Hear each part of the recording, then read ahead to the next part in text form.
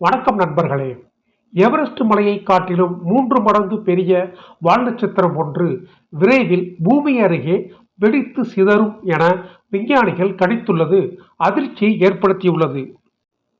பூமிக்கு ஆபத்து எப்போதும் இருந்து கொண்டுதான் இருக்கிறது. சில நேரங்களில் விண்கற்கள் பூமியில் மோதுகின்றன. அதேபோல பல மில்லியன் ஆண்டுகளுக்கு முன் பூமியில் வால் நட்சத்திரங்கள் மோதி உள்ளதாக கண்டுபிடிக்கப்பட்டுள்ளது.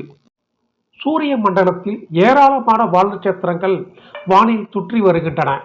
வால் நட்சத்திரங்கள் குறிப்பிட்ட கால இடைவெளியில் சூரியனை நோக்கி தனது பயணத்தை மேற்கொள்கின்றன. அதில் ஒன்றுதான் 12b பான்ஸ் புரூக்ஸ் என அழைக்கப்படும் டெவில் வால் நட்சத்திரம் ஆகும். 71 ஆண்டுகளுக்கு ஒரு முறை சூரியனை இந்த வால் நட்சத்திரம் சுற்றி வருகிறது.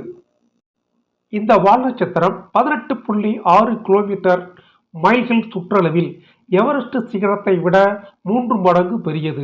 இதனால் ஒரு சிறிய நகரத்தின் அளவிற்கு இந்த வால் நட்சத்திரம் பெரியதாக இருக்கும் என கணக்கிடப்பட்டுள்ளது. இந்த வால் நட்சத்திரத்திற்கு பெயரே டெவில் என வைத்திருக்கிறார்கள்.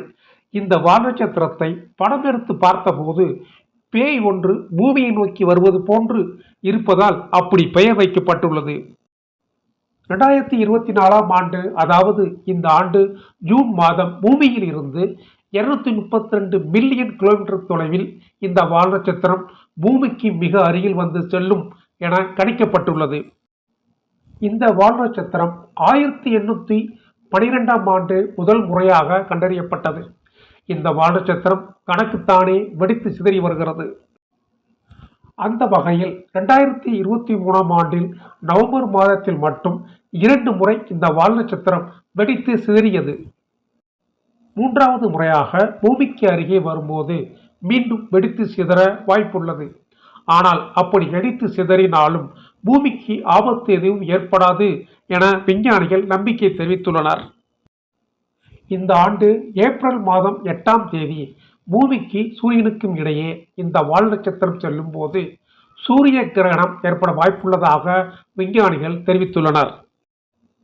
ஜூன் மாதம் 2ஆம் தேதிக்கு பிறகு இந்த வால் நட்சத்திரத்தை பெரும் கண்ணால் பூமியில் இருப்பவர்கள் பார்க்கும் அரிய வாய்ப்பும் கிடைக்கிறது. மீண்டும் ஒரு புதிய தகவலோடு சந்திக்கிறேன். நன்றி, வணக்கம்.